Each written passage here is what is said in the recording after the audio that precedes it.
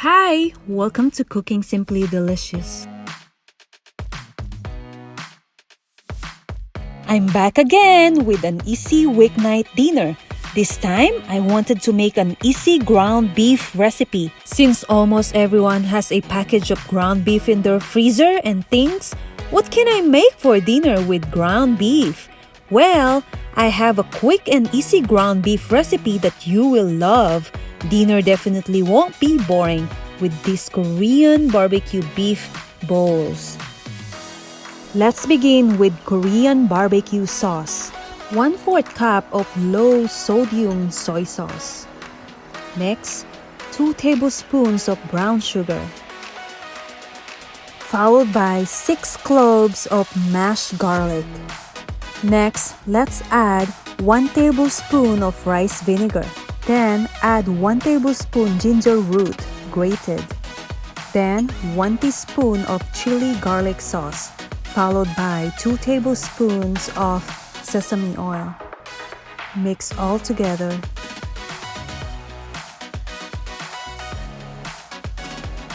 And lastly, add 1 teaspoon of cornstarch mixed with 1 teaspoon of water. This Korean barbecue sauce is perfect combinations of sweet, savory, and spicy. Moving on, place a large pan over medium-high heat on the stove. Add 2 tablespoons of olive oil.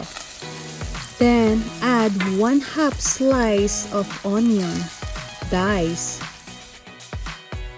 Saute for 3 to 4 minutes until tender.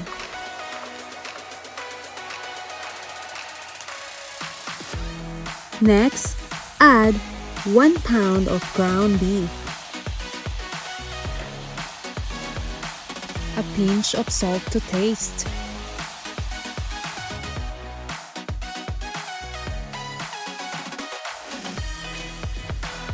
breaking the meat up as it cooks until done, approximately 4 to 6 minutes.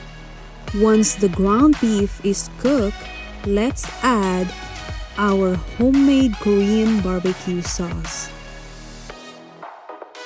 Stir and simmer for 3 minutes. And it's ready! Meanwhile, let's fry the egg. Add 1 tablespoon of butter.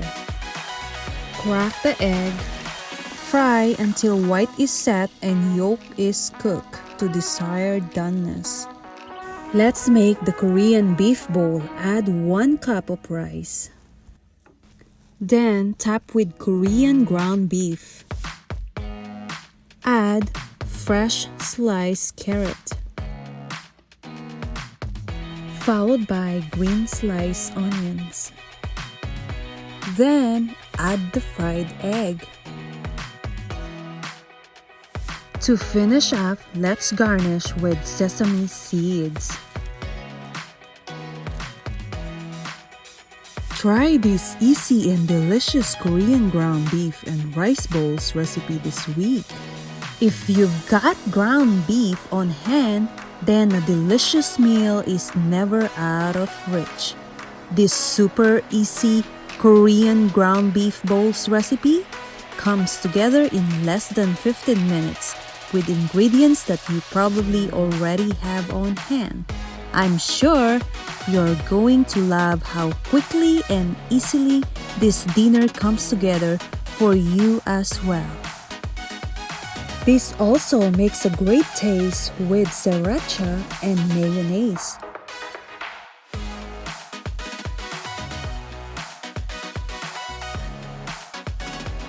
That is Cooking Simply Delicious!